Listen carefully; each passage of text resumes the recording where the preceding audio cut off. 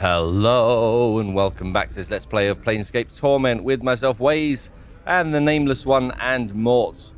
We are here in the Smoldering Corpse bar, which has some pretty cool music, rather odd, and yeah, we left the last episode arriving here, speaking to this woman, Drusilla, and yeah, we've got to find a way to somehow, this person here, Ignis... Oh, I didn't realize we could speak to Ignis. Maybe we should talk to him.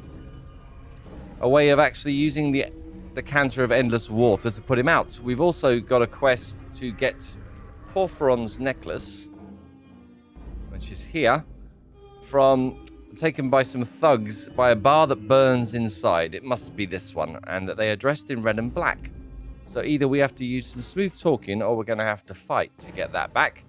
But let's explore the Smoldering Corpse bar. Let's start by talking to this Ignis. This crackling, billowing creature twists slowly above an iron grill upon the floor of the bar. It may have once been human, but now its skin is charred beyond recognition. Streams of fire form a wreath around the creature's body, and the flames lick at the few remaining pockets of flesh, causing them to bubble and run like wax down the creature's skeletal frame. Lovely. Let's examine the Smoldering Corpse first. The heat surrounding this creature is incredible. To your surprise, the iron grill the creature floats above is sagged and bent from the heat.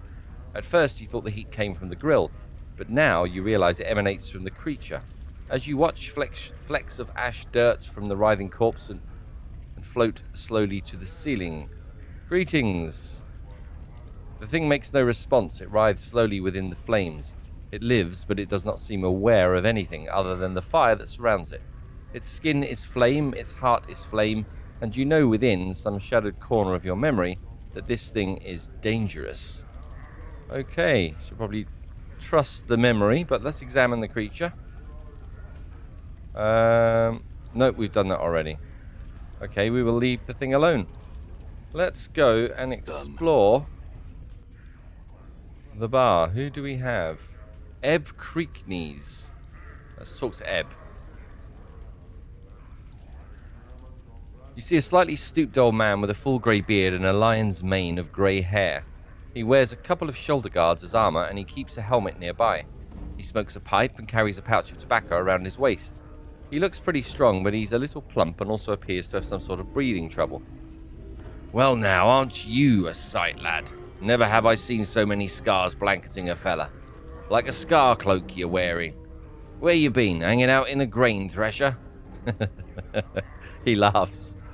Oh, I'm just jesting with you, lad. No offence meant, I hope no offence taken. I'm Ebb. He extends his hand. Oh, hello, Ebb. His handshake is firm. Now, I hereby tender my apologies for the unfair jesting, lad. Hope no hard feelings. Can I buy you a tankard or two of something to smooth any ruffle feathers? Or why not? That's the spirit, lad. Bide a moment. He rises to his feet and heads to the bar. After a moment, he returns to his seat with a pair of tankards. Here you go, lad. Drink up. He takes a massive swallow from his own tankard, puffs on his pipe and says, What can old Ebb do for you on this fine Sigil day? Just some questions about this place. Oh, well, I gathered that, just to look at you. I mean, you don't look like you're from around these parts, lad. You look a little too out of sorts to be a seasoned native. Ebb chuckles, then takes another drink. So what can I help you with, lad? You need to know the lay of the land? Ebb winks. Okay, who are you exactly, Ebb? Ebb Creakknees, third measure of the harmonium. Now retired and being a tout with one's voice since I don't step as lightly as I might these past 2 or 3 decades. He chuckles. Now, lad, who be you and what trouble might you be in? What makes you think I'm in trouble? Lad, no one has as many scars as you have and isn't in some sort of trouble, either from himself or from others. Ebb looks at you in mock reproach. What do you take old Ebb for? Blind? Ha! Look, I'm a little weathered around the edges, but I've still got some sight and sense. Now, what's dogging your heels to be causing such trouble? Mayhap I can help you, eh? Okay, I can't tell him about waking up in the mortuary. I've been advised not to say anything about that. And for now, I'm going to abide by that advice. A few troubles, that's all. Oh, now, well, I hope it wasn't nothing too serious now. But I'll leave that for yourself to say if and when you feel like talking about it. Don't mean to press the point, no. That'll get you in more trouble around here than anything else. Mind if I ask some other questions? Aye, lad, what do you want to know? Okay, what is this place? You're in the Smoldering Corpse bar, lad. Not a pretty place as some, but it's got its own homespun kind of charm. Okay, who's the Smoldering Corpse over there? Him? Oh, no corpse, lad. No dead or him. Near as we can tell, old Ignis is still alive and inside that little roast pit. Near as we can figure, anyway. Ebb wrinkles his nose. It can smell damnably awful sometimes, too. Keeps me on the pipe to make sure it don't worm its way into my nose, it does. He chuckles. How did it get there? Ebb takes a smoke from his pipe for a moment, as if deciding how to phrase his comment. Well now, lad, Ignis had a smattering of problems and some not slight wizardly magics to boot, and seldom do the two mix well, if you understand me. He liked to... Ebb puffs on his pipe and smoke trails up. Well, he liked to burn things, and he started torching places and people, and generally making a bunch of trouble. And... well, now most of this was going on in the Hive, and I'll be the first to admit that the Hive's not the first place that the Harmonian goes to keep Sigil's law. Ebb looks a little shamefaced. A failing on our part, since it may be the place where our presence is most needed. So by the lady's reckoning, there was a little street-side justice in the wizardly community. A bunch of tea leaf readers, edge wizards and midwife witches got together and managed to weave a spell that was kind of poetic justice. Ebb gestures with his pipe at the figure. So now he sits there and burns. He's still alive, which I don't think they counted on. Okay. Tell me about Sigil and its environs. Ebb laughs loudly. You don't think small, do you? If you want to know what's outside the city, go talk to the Kandrian Illborn over there. He's the traveller of this place. As for the rest of it, well, I can tell you of the lady, the Dabus, keys and portals, the way we keep track of time, the way the city's laid out. What was it you wanted to know? Oh, wow. That's quite a bit. Let's talk about time. The way we measure time in Sigil's by the brightness of the sky. See, we haven't got a sun and moon like most worlds. We just got this everlasting haze that brightens the darkness and darkens at regular cycles. What most folks call midnight, we call anti-peak. What they call noon, we call peak. See, it's based on the peak and anti-peak of the brightness. So when someone says something about 5 hours past peak, that's what they mean. Okay. And what about... tell me about these keys and portals. Sigil's called the City of Doors for a reason, lad. There's portals everywhere. Portals are, well, like doors that lead across the multiverse, except they don't look like doors. Instead, they can be any bounded space. Window, door, pothole, picture frame, barrel loop, spaces inside scaffolding, a wardrobe. Each could be a portal, waiting for just the right key to open it and take you someplace in the multiverse. Now, keys... go on. Aye, each portal has a key you need to open it. Now, while portals can be any bounded space, keys have more variety. They can be anything from a little tune you hum when next to the portal, to dancing a jig, to being in the right mood, to having a piece of the place you want to go in your hand. And on and on. In my youth, I once convinced a girl that kissing a man beside it could open a portal to Arcadia. Turned out I was right, and many trips to Arcadia did we have. Many portals probably have never been found. There's some you can uncover just by asking people and getting the right key. Finding out the dark of a portal is the toughest part, but I warn you, lad, portal hopping shouldn't be a pastime for a fella in your way, nor should you be wandering Sigil after dark neither. You best stick to the main ways in open peak and watch yourself. Okay, noted. What about the city's layout? Whew. Let me wet my tongue. He takes a pull from his tankard. The city floats above an infinitely tall spire. The spire. It lies on its side like a discarded wagon wheel, but there's no spokes that connect it to the spire. It's divided into 6 wards, each of them with its own function. Right now, you're in the Hive. I think the purpose of the Hive is to be squalor to the rest of the city's grandeur. He laughs. Factions, philosophical clubs, or gangs, if you prefer, divide up the running of the city between them. Okay, wow. It sounds like there's a lot more to Sigil than we have seen. Okay. Were you in a faction? Ebb raises his hand as if to stop you and laughs slightly. Oh, now hold on, lad. I'm no has-been faction member. They say, and they're right, that once you're one of the Harmonium, you're Harmonium for life. We're the Bloods that try and make sure Sigil stays out of trouble. No rocking the spire, no folks getting too over-enthusiastic about hurting each other. Keeping the city down to a low roar. We try and keep the peace, lad. And most times we do a decent job. Okay. A few other questions. Might as well ask these. Tell me about the lady. Well, now, not many know much about her, lad, and I'm figuring even those that know more than a little don't know too much more.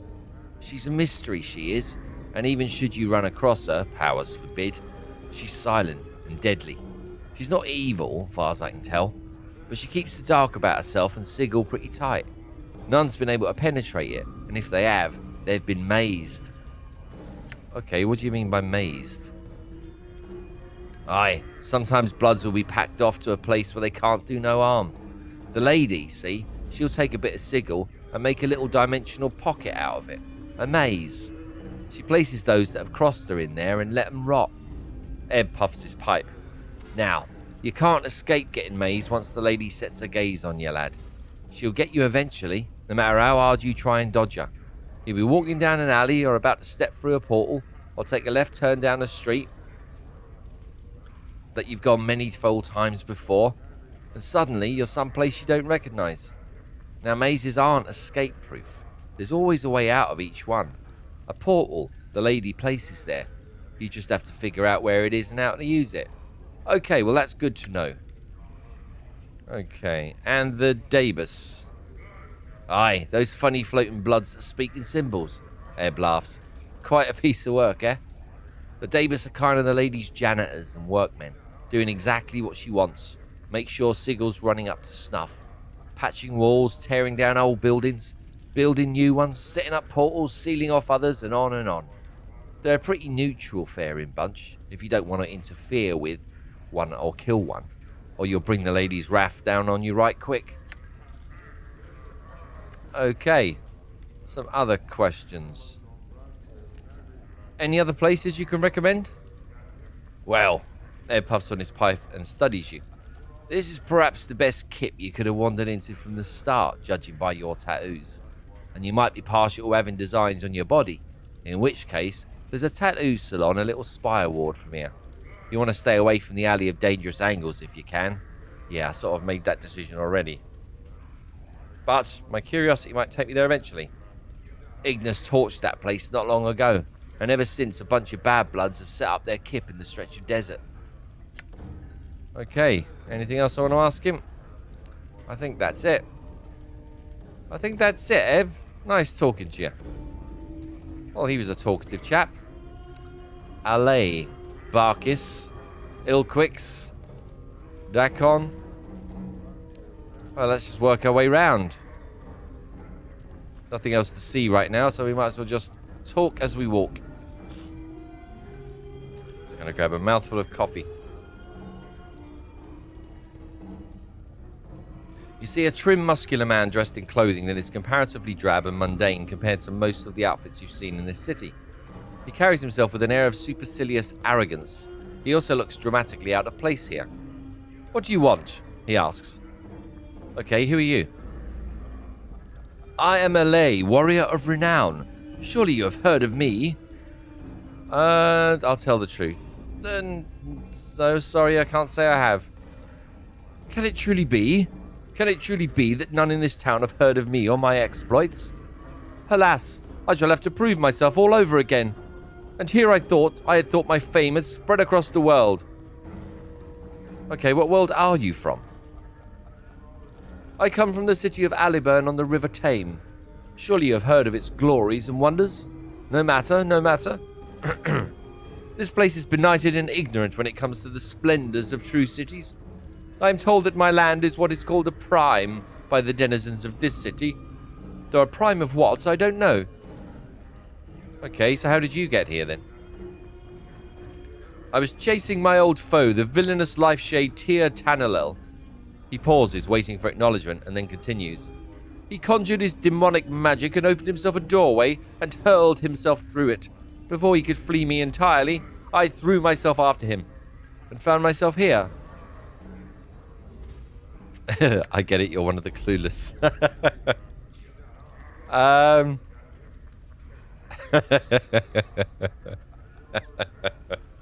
I want to say it. I'm not sure where it's going to take me, though.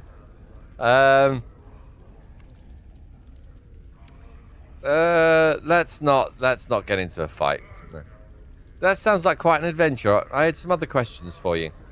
What knowledge do you seek? Okay, who are the patrons of this tavern?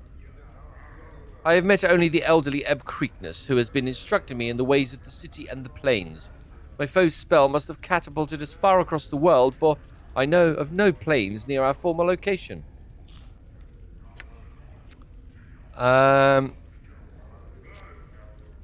No, planes, as in planes of existence.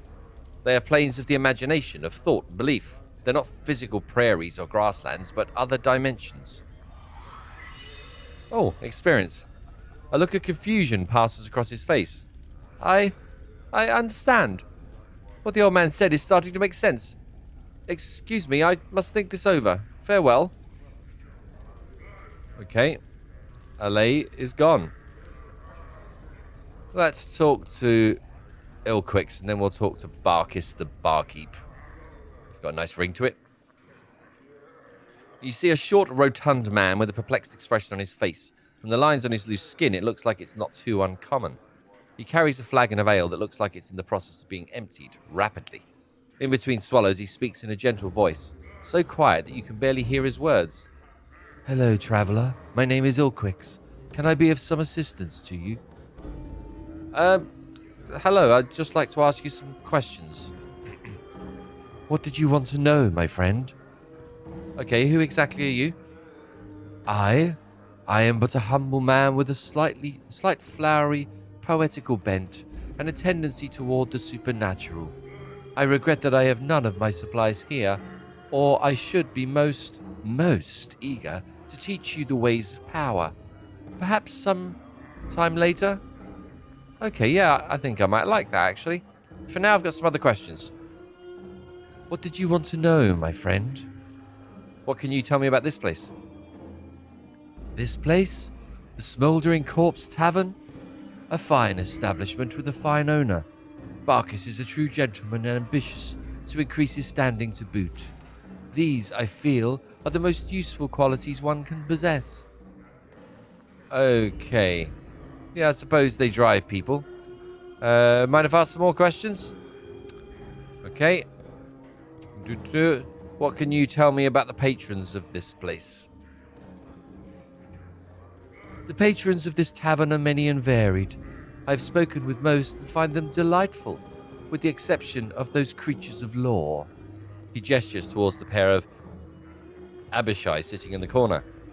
They taint the air with their presence, lending an unwholesome stench to an otherwise pleasant environment. I recommend speaking to Barkis. I understand he requires some aid with the trifling matter. Then we have that O character. I'm still trying to understand him fully. It is quite an undertaking, if I say so myself. Those are the folk of interest here. The others? Well, perhaps I am too discriminating. Okay, why do you despise the creatures of law? A fine question, my friend. My upbringing has been on the chaotic side of the Great Ring. You may speak to Kandrian Ilborn, a misnomer if I heard one, of the plains. He fancies himself a great plane walker. To return from my digression, I have lived my many years with chaos and find it pleasantly agreeable. To me, the taint of law, as in those creatures there, is reprehensible and tyrannical. If I am to be crushed underfoot, I'd rather it be by an individual than a machine that knows nothing of emotion. Okay, nice description of chaotic alignment. I quite like that. I'm not sure. Now, this is an interesting one. What do I think? No, I'm going to try and play a lawful good character. How well I will manage to do that, I don't know. Sometimes I forget that that's what I'm attempting to do. So I'm going to disagree.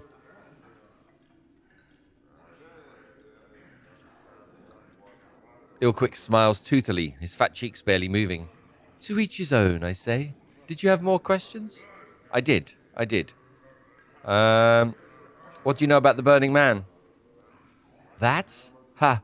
That is the last unfortunate who chose to exercise his individual will without the strength to back up his desires. His name is Ignis, and he was, a pyromaniac. He burned and didn't burn the right people, and wound up channeling more raw power than he could control. Now, well, you can see what became of him. If you wish to learn more of him, perhaps that poor creature Drusilla can help you. Okay, nothing new there. I think that's it with him. Okay, Ilquicks, thank you. Smoldering Corpse patron. Let's speak to the Barkis. You see a leather-skinned man with just a hint of ashen colour to his face.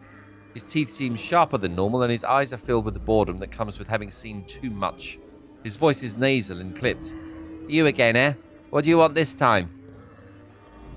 You again? What do you mean? Yeah, you again. You got a hearing problem or something now? You was in here about 15 years ago, got all bubbed up, smashed up the place, and left a pile of coin that wasn't enough to pay for the damages. So you plucked out your own bleeding eyeball and tells me you'll be back to reclaim it when you got 200 coins together. With 15 years of interest, you got about 500 coins? You got the jink? Pal, I got your eye. Whoa. My other eye. Well, 500 seems a bit steep. Let's see if we can haggle. 500? That's ridiculous. He pauses for a moment, considering. That it is. Tell you what, give me 300 and the eye's yours. Excellent. It worked. Okay, it's a deal. Here's your money. It's a deal. He produces a dark and wax-stoppered wide-mouthed bottle from his pocket. You hear the sound of liquid sloshing around inside it, along with a heavier, squishier noise. Opening it, the stench of some sort of preservative agent nearly makes you gag. Floating in the viscid muck is an eyeball. You better figure out what you want to do with that. Now you've exposed it to the air, you might as well put a pickled egg in the jar for all the good it'll do you. Make up your mind, Cutter. Pickled egg or not. Okay. I'm going to tear up my eyeball and place this one in the socket. This could be disastrous. But, it's my eye. Let's try it. Oh, a lot of experience. With a moment's hesitation, you reach into your socket and pop your eye into the palm of your hand. The bartender helpfully severs the optic nerve and directs your hand to the jar of goo that sits on the table. You deposit your eye in the preservative, wrap your fingers around the old one, and slide it into your empty socket. The pain of this entire operation is incredible. After a moment, though, you can feel the optic nerve reattaching itself to this new eye, and suddenly you are hit by a flash of memory.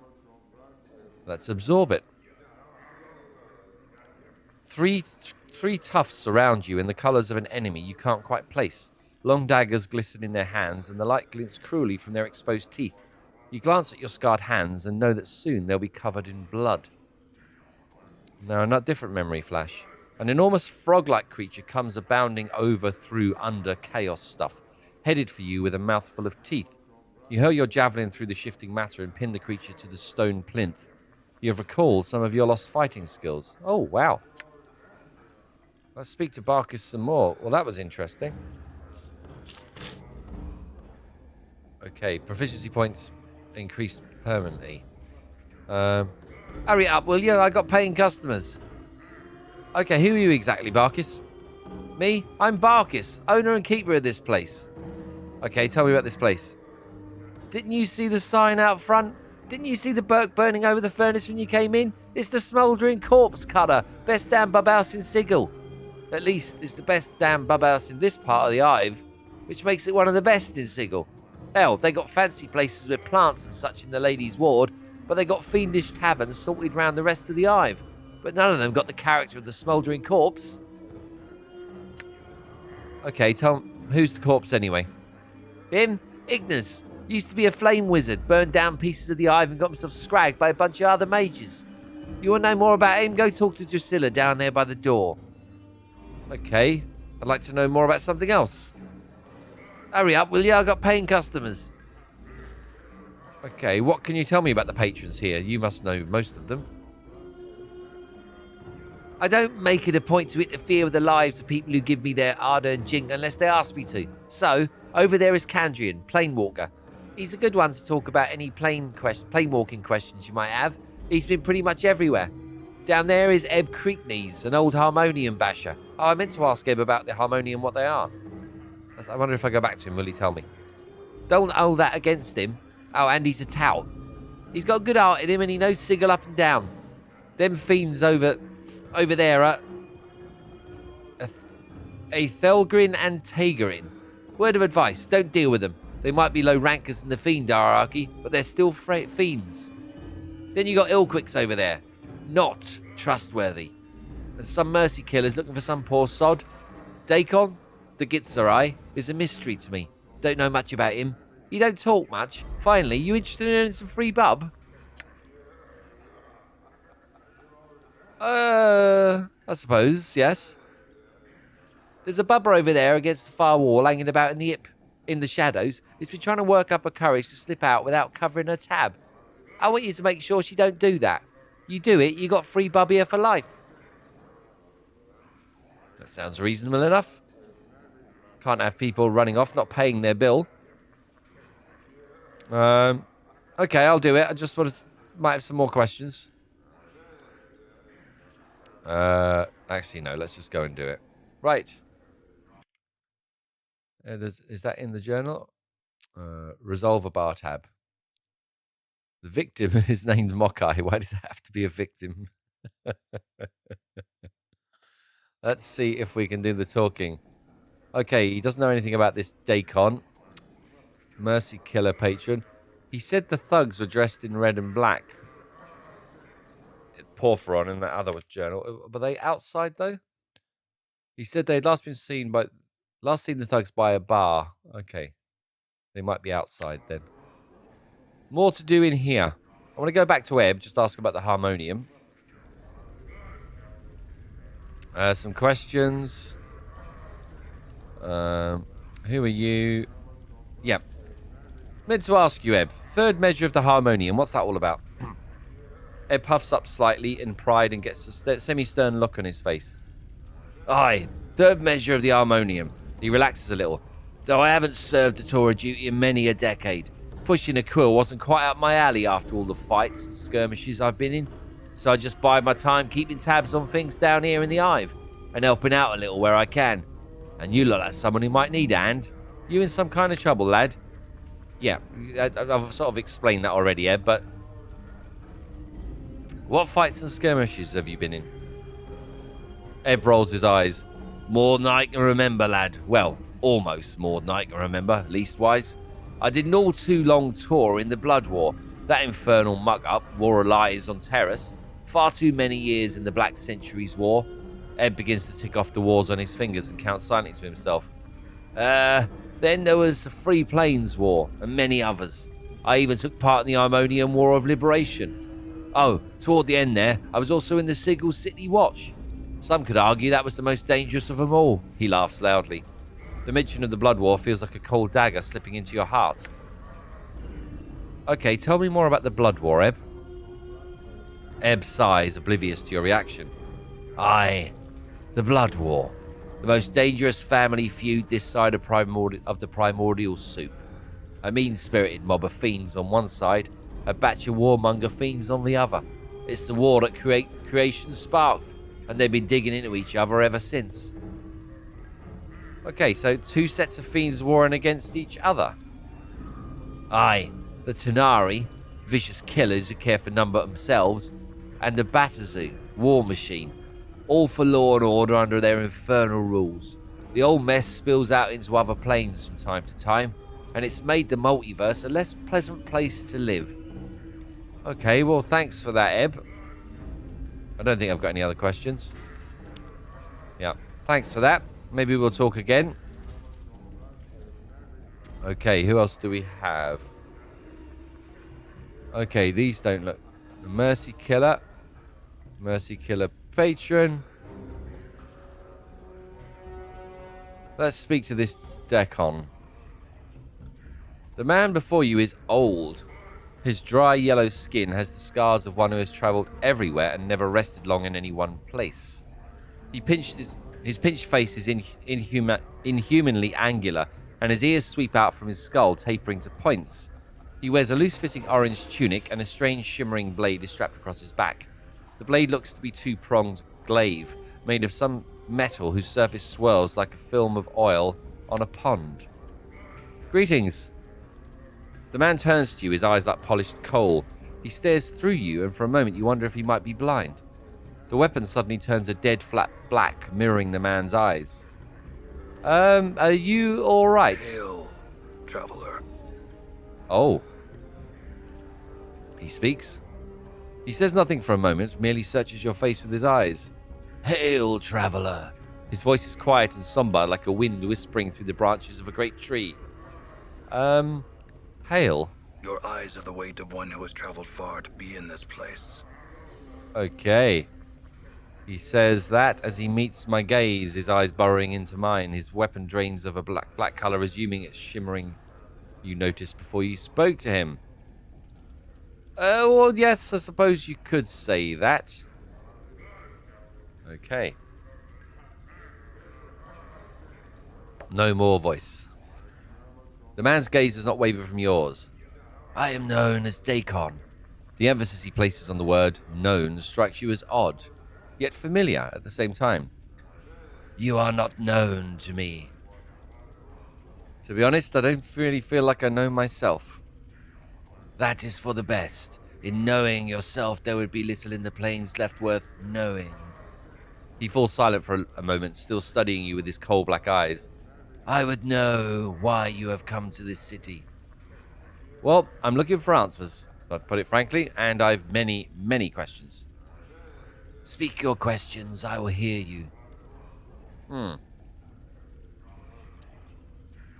You seem to place a special emphasis on knowing. What do you mean? All things, whether structure or flesh, their existence is defined by their knowing of themselves. And if a man does not know himself? When a mind does not know itself, it is flawed. When a mind is flawed, the man is flawed. When a man is flawed, that which he touches is flawed. Dakon pauses. He's a barrel of laughs. It is said that what a flawed man sees, his hands make broken. Whoa, there's a statement. What a flawed man sees, his hands make broken. Wow, I like that. Do you know yourself? Dakon falls silent. His coal black eyes take on the same distance that you noticed when you first spoke. I ask again, do you know yourself? When Dakon speaks again, his voice has changed. His words echo like a great stone dropped into a chasm. It looks like he's forcing the words from his chest. It is not my will that you know this.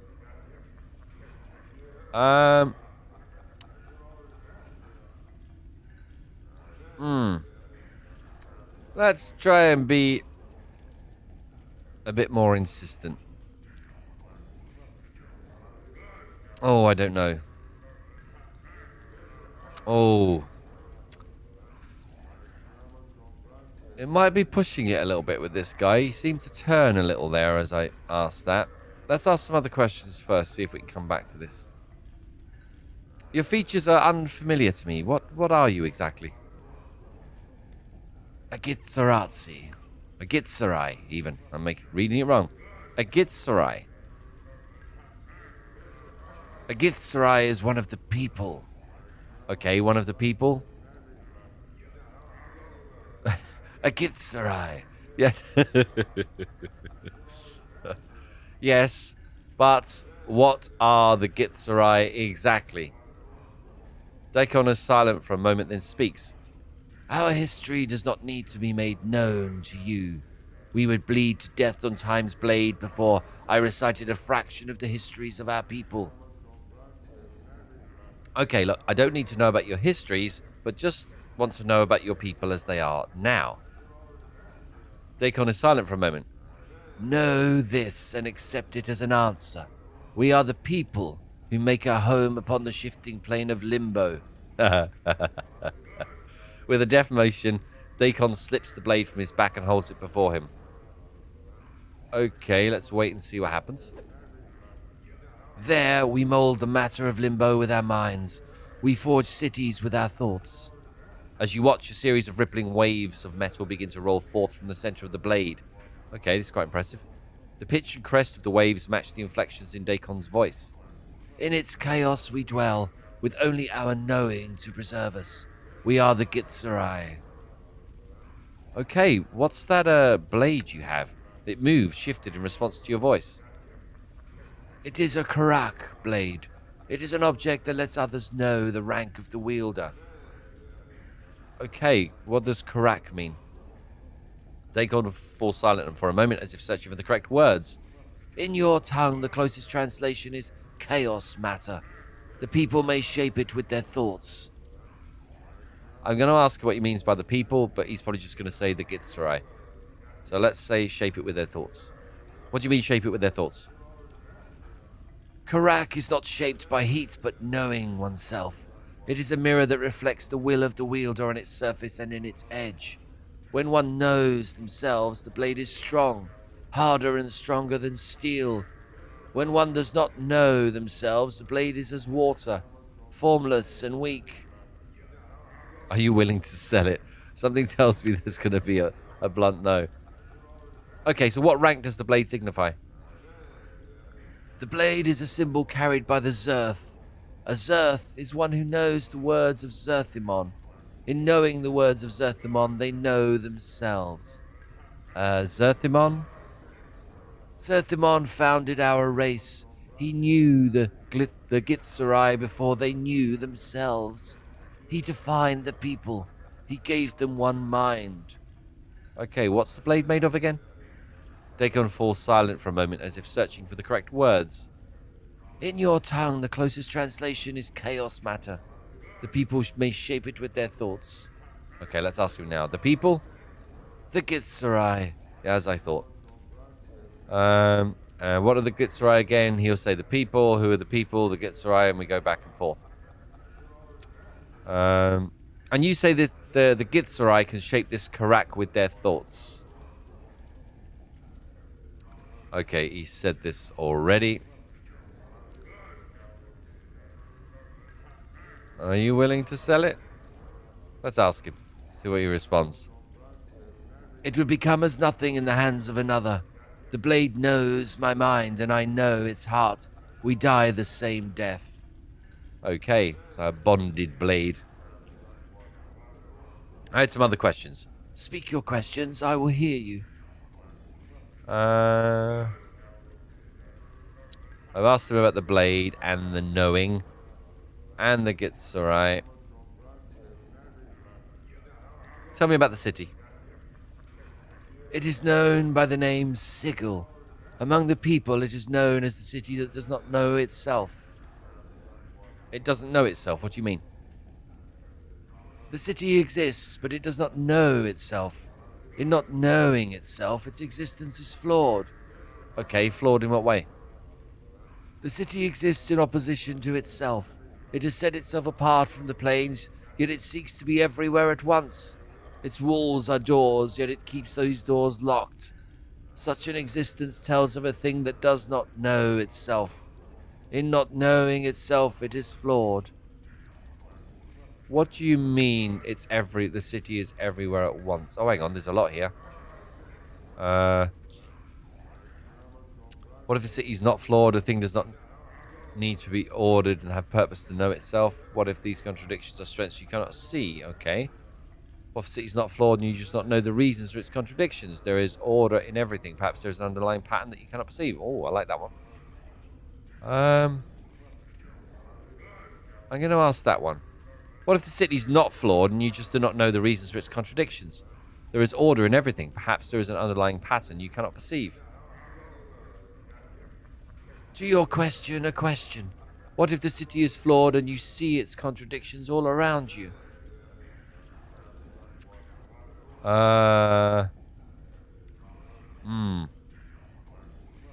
Okay.